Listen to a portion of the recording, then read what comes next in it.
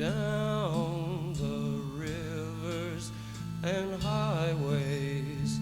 We came down from forests and falls. We came down from Carson and Springfield. We came down from Phoenix and Thrall.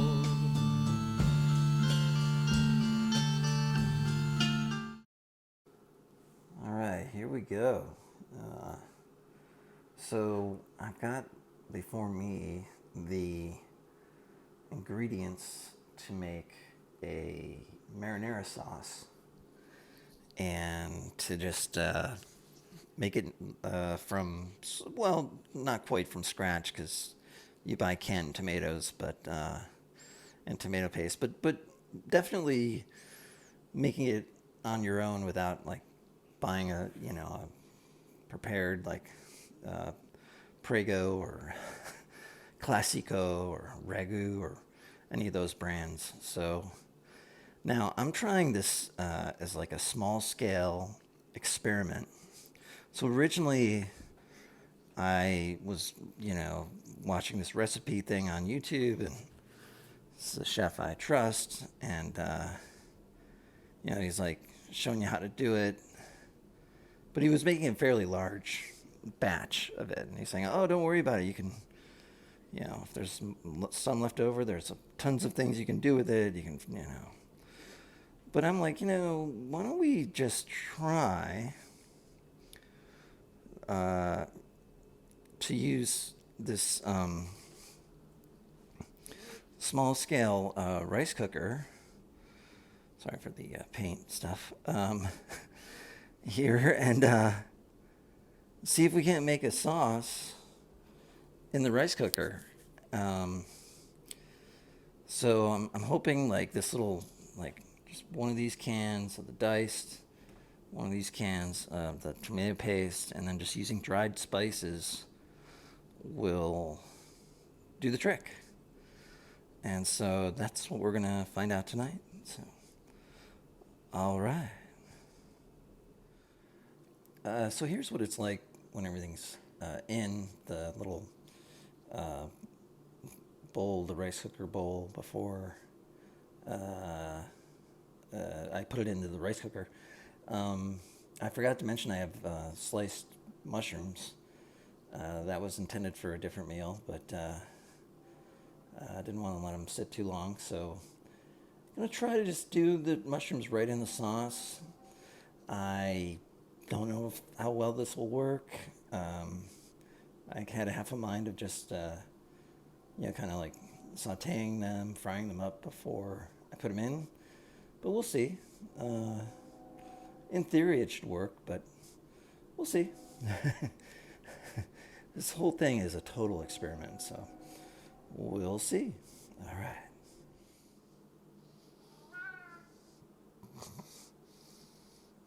All right, sit over there, kitty. I thought I would just kind of briefly look at these spices while the rice cooker's going, and I'm not going to go into like each spice. Actually, I'm missing one. That's a very important one. Okay.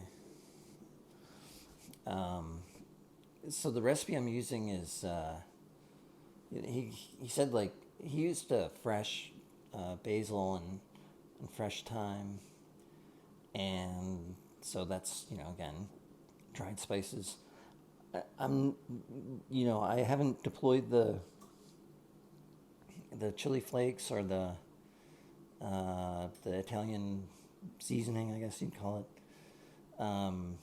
because I'm going to check it afterwards and see, like, I usually like to put the red pepper in and at the end, like when it's on the plate. This I might do after I check it, but we'll see. I put a lot of thyme and basil in there, and then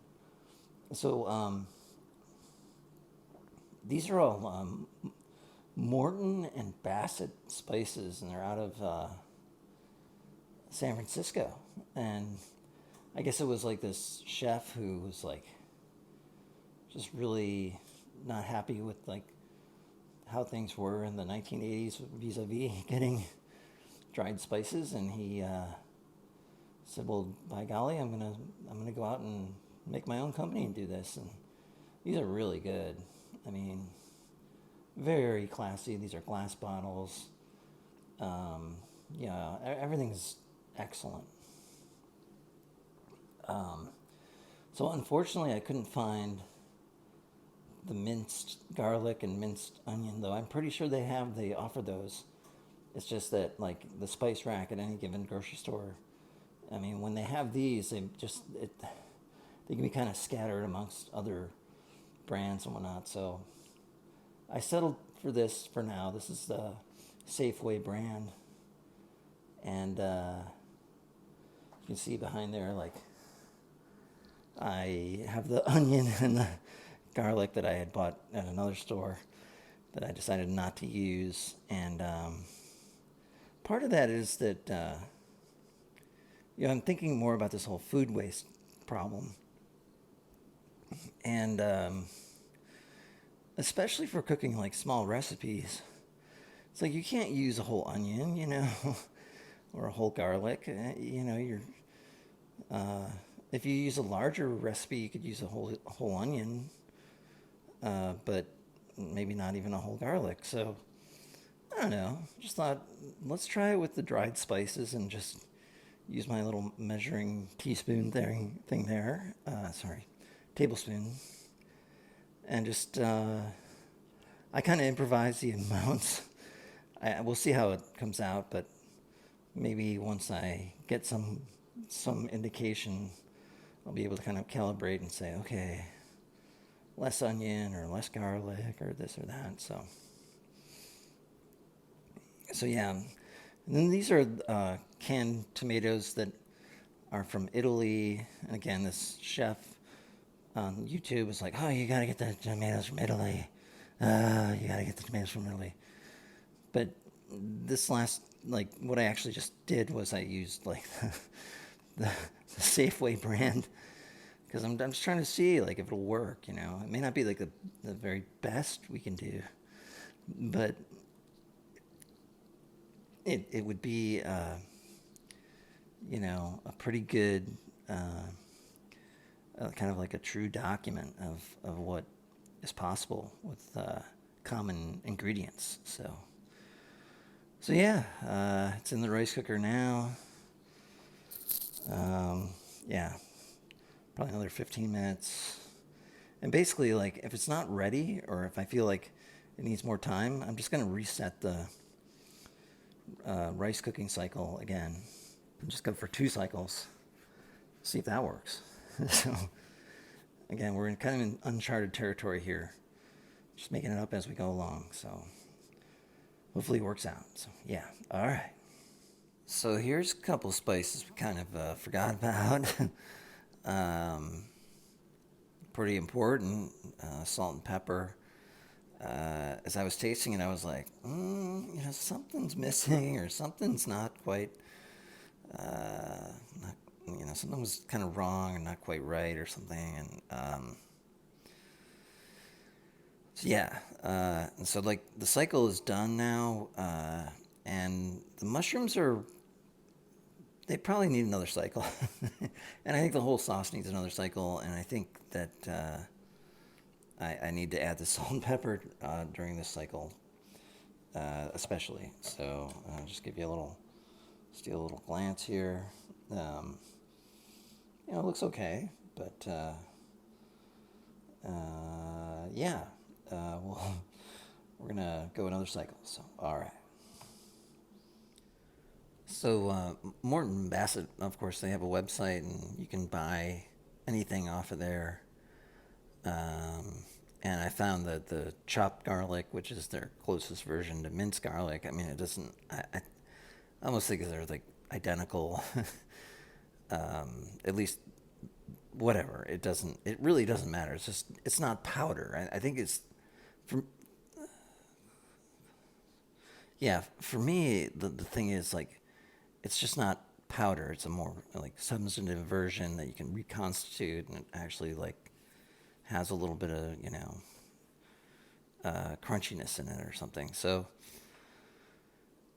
that is $11.39 for a 2.3 ounce jar, and if you do the math, it comes out to about $4.95, which is per ounce. So per ounce, so you divide the $11.39 by 2.3 ounces, and you get to about $4.95 an ounce.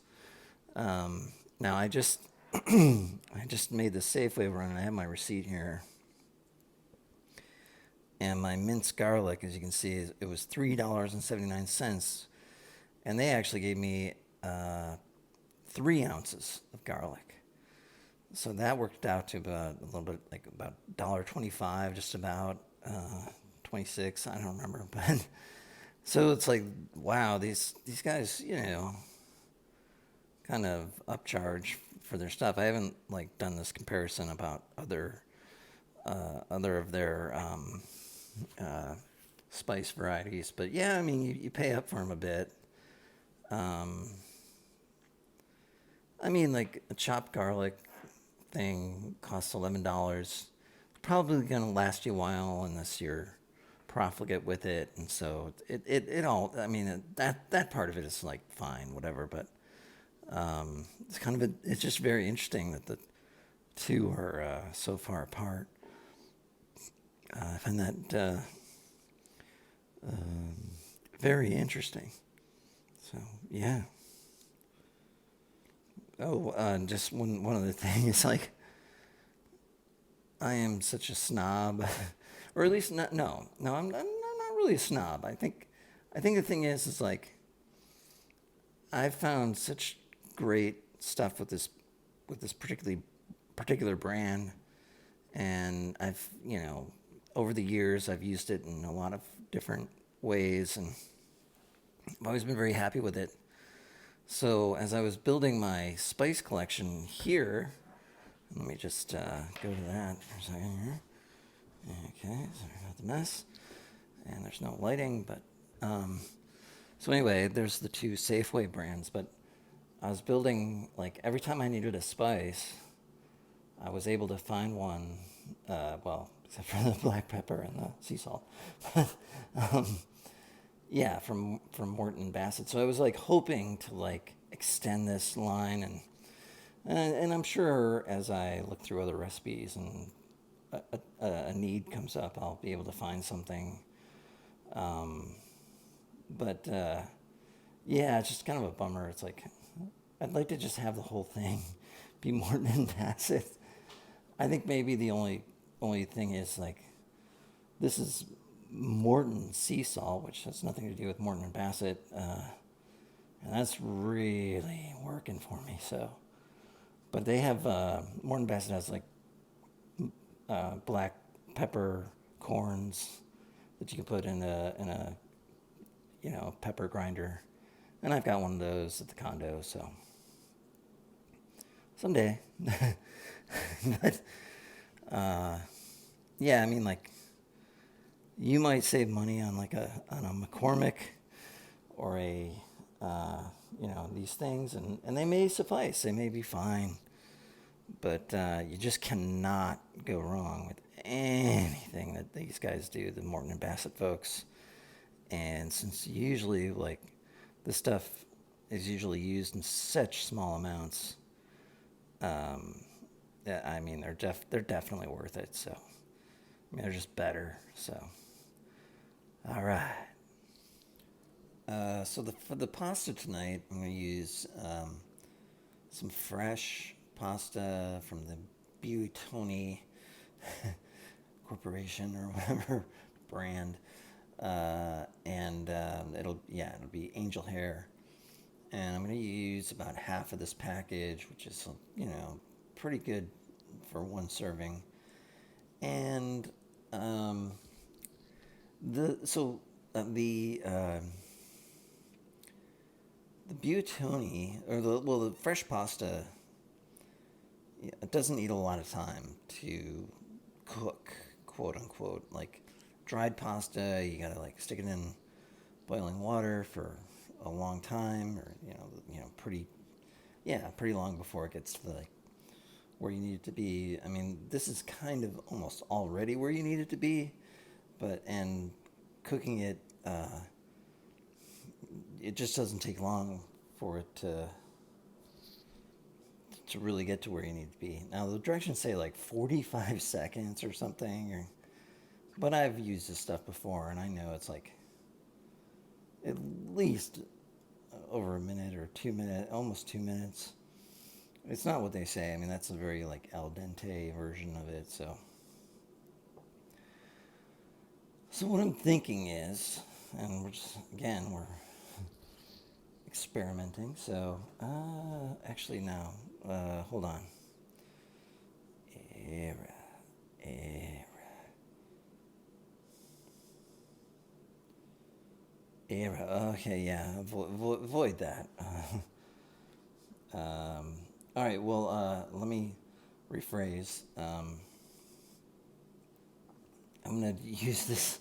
I don't have a stock pot or any kind of like effective pan right now. I mean, those are.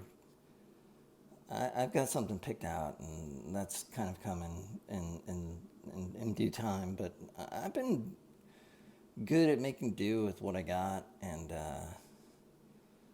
so I'm going to use this fry pan. I'm going to use this method that I saw on YouTube where you just use like just a little bit of water and just stir it a lot, and then this shouldn't take like that guy did dried pasta. This shouldn't take very long. So, all right, give it a shot here.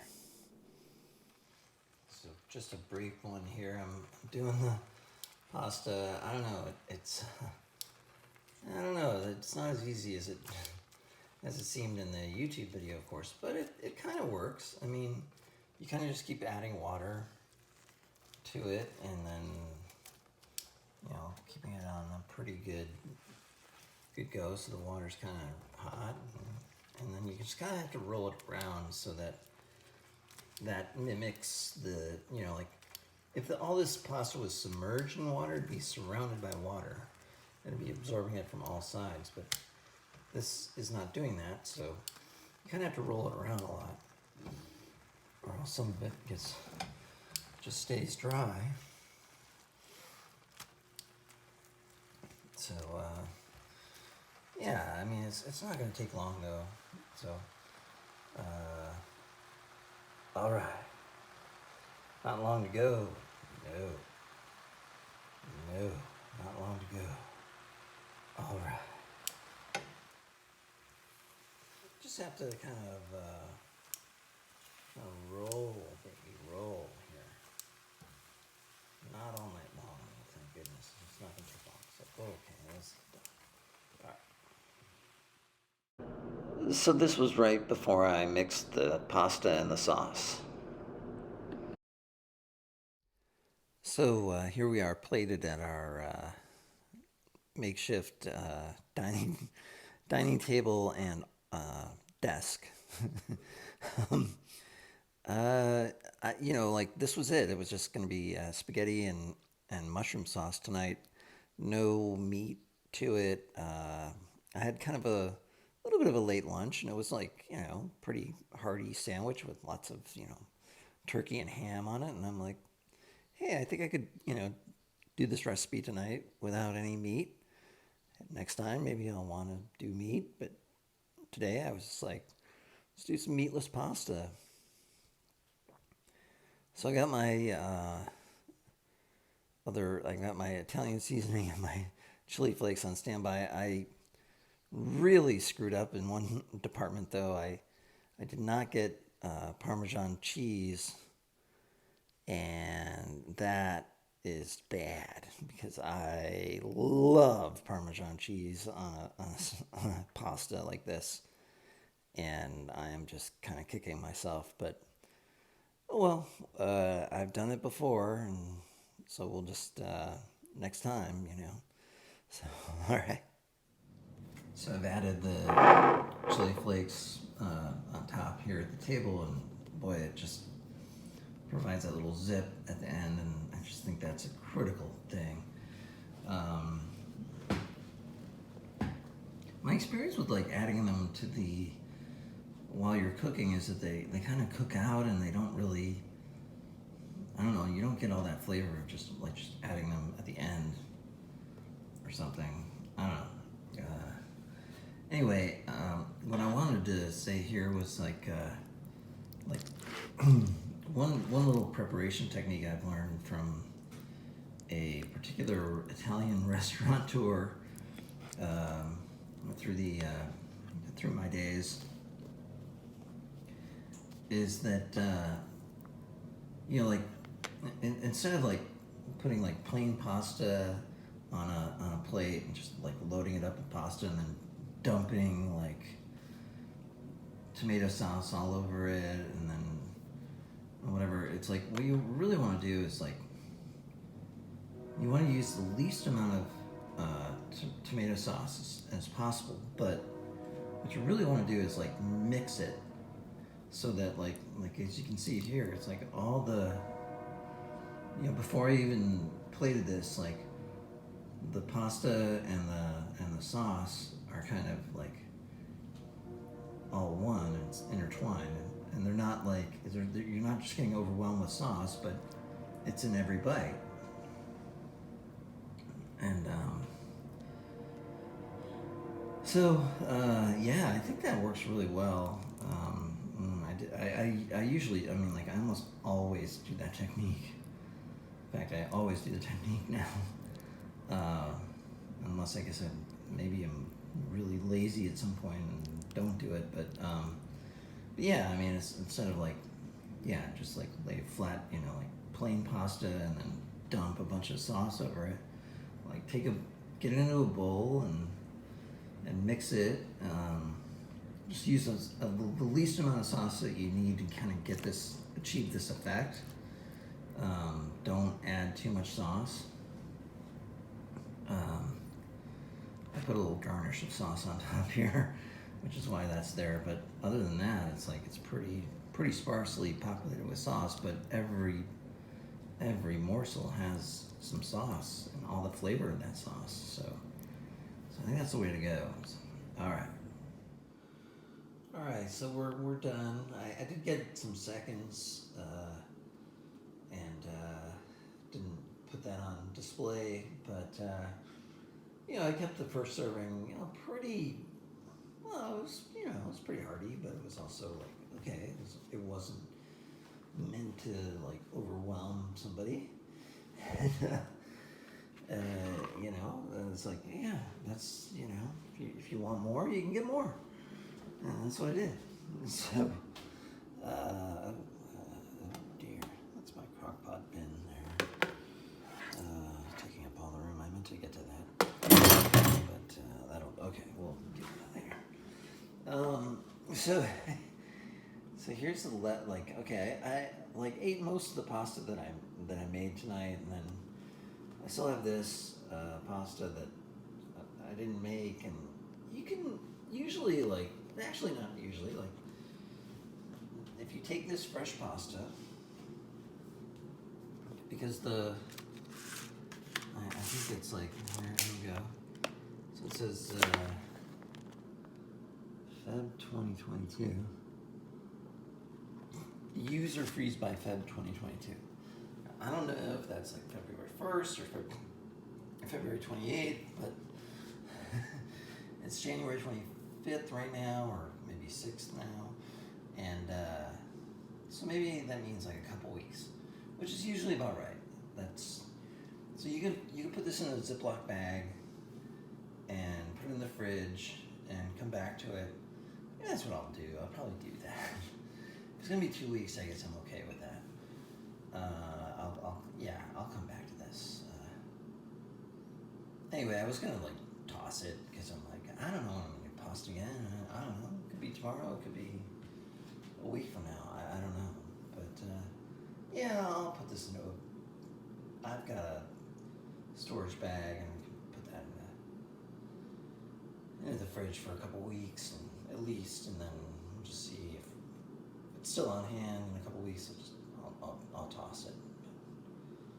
But yeah, anyway, I was gonna say that was gonna go to the compost bin. These that I bought because I thought I was gonna make like this more traditional recipe until I got home with all the ingredients and started thinking it over and being like, well, wait a minute, I don't know if that makes sense. I don't know. I know I can use about half the onion on a meatloaf recipe if I want to make it. But that garlic, it's just, I don't know. I'll look into that. I kind of feel bad about this. Bought this stuff and I'm just going to kick it to the curb unless I come up with a better use for it, so. Oh well. Alright. Oh, and then I meant to say when I was talking about this is that it was really pretty good. I mean, like, I could probably improve that recipe a bit and keep working on it and advancing it, but in terms of a first try, I'm pretty impressed. I mean, that worked really pretty well, and if we want to get like really into the that last video got cut off. So as my last video was finishing, it got cut off. I think, but I'm a little trouble with my apps tonight. But anyway, not too bad. Hopefully it recovers. But I was talking about leftover food, and this is the leftover sauce, and I'm not sure what to do with this. It's like I said, like I'm trying to scale down to a single serving almost, but it's almost impossible to do that with this. I don't know. Maybe it is possible. I just need more practice and think through like how to do it and how to keep leftover ingredients and whatnot. But I mean, what I'm ultimately want to say is like, this was really pretty good. I mean, it was. I guess the one thing like with the canned tomatoes and stuff is that they're canned, like right as they're coming off the vine almost, or very close to that point. So they're very fresh, even though they're canned, and you do get that kind of zip to it. I mean, actual vine ripened tomatoes are better, of course, but this is pretty good. And like if you make stuff this way with your own like figuring out like your own like formula of like how to season it and spice it and whatnot.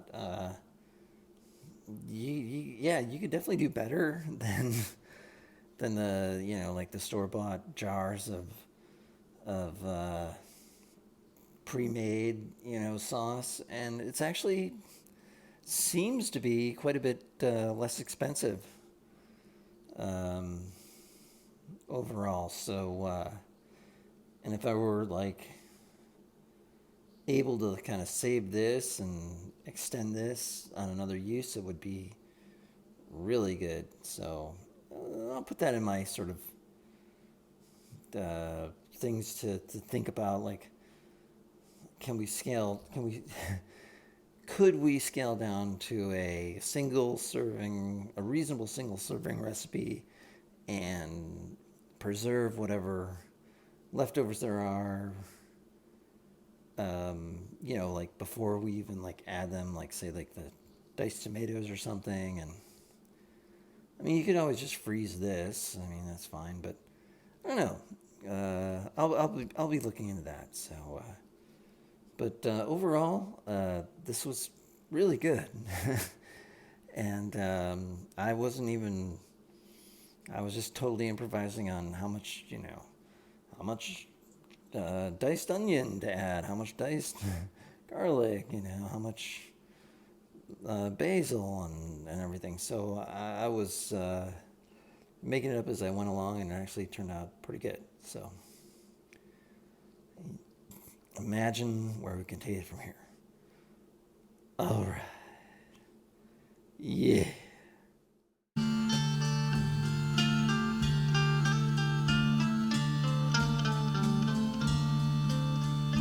And I can tell you the names of the